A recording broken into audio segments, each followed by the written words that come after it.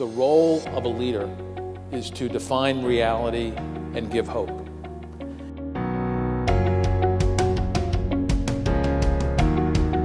Embrace what you're doing and throw yourself into it. But if you change or markets change or opportunities change, don't be rigid and assume that you actually knew everything. As a graduate, as an undergraduate, did I really know that I wanted to go to law school? I experienced something different, and it opened my mind to, well, maybe there's a different path that's interesting. I've never had a 5-year plan, I've never had a 10-year plan. I've always just done the job that was right in front of me. And when a new opportunity popped up, or I was bored of doing the job I was doing, I always went for the job that I thought would be the most fun. I always went for the job that I had the most passion for.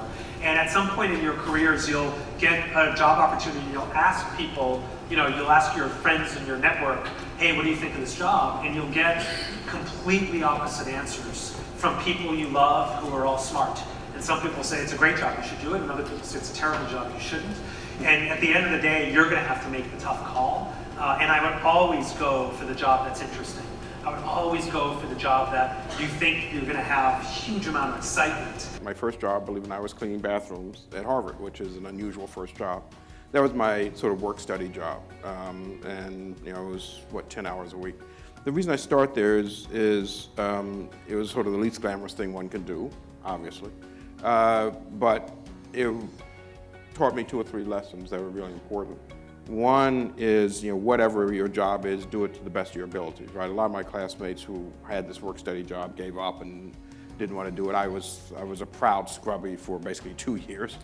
And it's really important to learn that, whatever your assigned role is, that's the thing you do well, because that's how you get to move up. And the second thing, frankly, was to be, proud about what you're doing. And what I'm most grateful for is that I surrounded myself with people who are very different than me. And although it was hard and it's like uncomfortable because you are trying to figure out where you fit in, I think it was the greatest gift that I got, because I feel like I learned how to work across lines of difference really well. And in a country that is so diverse, I just really think like future leadership, if you don't know how to communicate and build relationships across lines of difference, I just don't think you're gonna meet your full potential, or you're gonna be able to excel to your fullest potential. And what motivates me is to have real authentic relationships.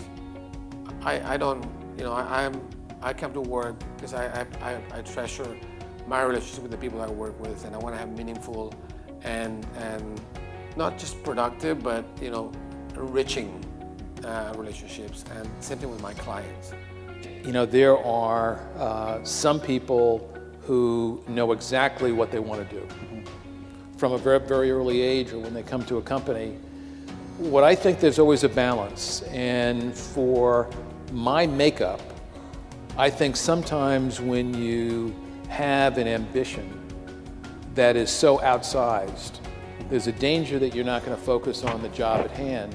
There's also a danger that you're not going to take any risk. And that's a mistake in my book.